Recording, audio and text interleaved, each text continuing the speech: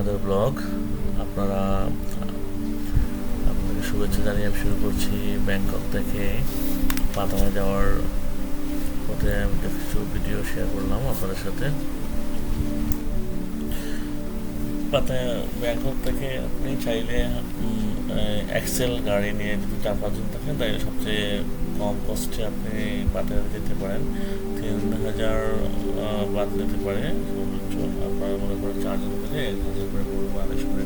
অথবা আপনি চাইলে বাস আছে, মানে আপনি যদি মাইক্রো বা কিছু না নিতে চান তাহলে বাসে করে আপনি যেতে পারবেন। বাসে করে হয়তো 200-250 বাদ করে পড়বে, এটা সবচেয়ে ইজি। আমরা 4-5 জন ছিলাম, সো আমরা একটা মাইক্রো নিয়ে নিয়েছিলাম এক্সেল, যেটাতে আমরা 3,000 বাদ করছে, আমাদেরকে পাতায়াতে নিয়ে আসছে। এবং পাশাপাশি অনেক কিছু দেখা গেল, নিজের ইচ্ছা মতো আপনি রেস্ট নিতে পারতেছেন, আবার যেতে পারতেছেন। আর বাসগুলো তো আপনি চাইলেও থামাতে পারবেন না ওদের ছাড়া। তো আমরা ওইখানে বাসে নাকি আমরা মাইক্রোতে গেলাম। আসুন আমরা একটু ঘুরে দেখাই এখানে পাতায়াতে কীভাবে গেলাম এবং কষ্ট কত, আমরা সব ডিটেলসে আপনাদেরকে বলে দেবো। সবাই লাইক, কমেন্ট, শেয়ার দিয়ে সাথে থাকবেন। আমরা উৎসাহ পেলে আরও ভিডিও আপনাদের সাথে শেয়ার করবো।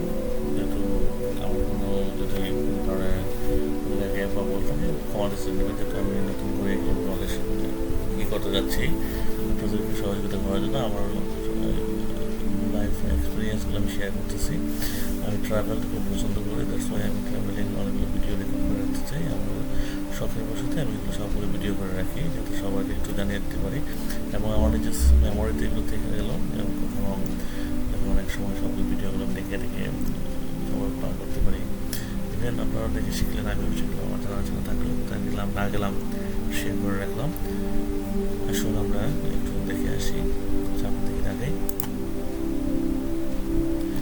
তো এখানে দেখতেছি লেগুনার মতো আছে, যারা লেগুনাতে অনেক 10-15 জন করে একসাথে যেতে পারে।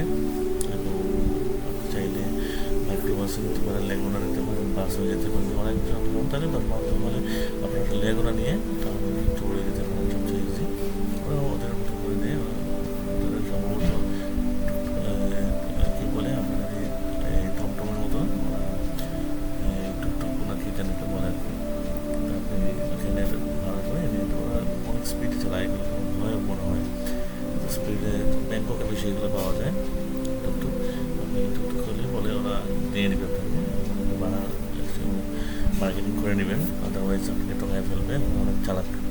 আর একটা সমস্যা হচ্ছে ওরা ইংলিশ কথা বলতে পারে না, সবচেয়ে মেজর প্রবলেমটা হয়েছে ওইখানে।